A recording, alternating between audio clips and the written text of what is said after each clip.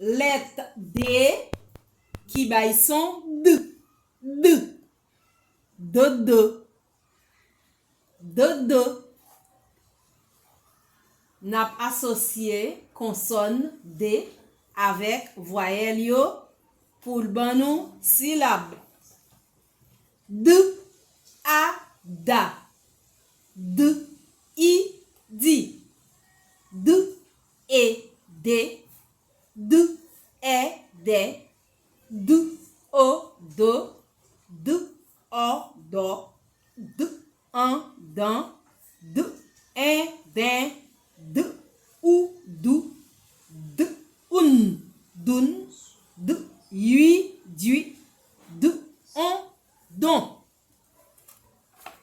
Anou li syllabe yo.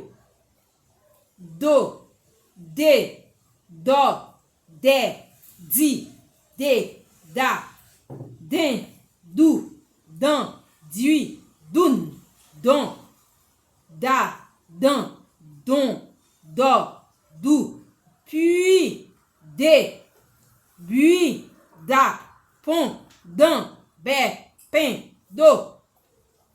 Anou li moyo kounya. Pa dou.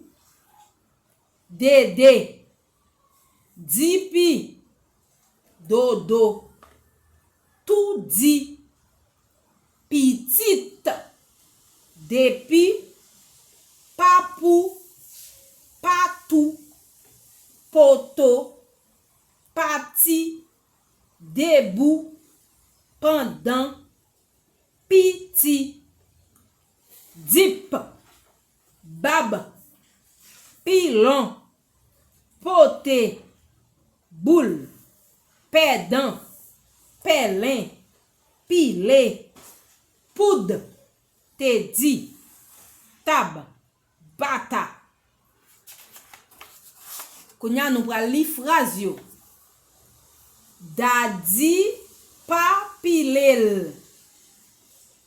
Edith te bali pilon.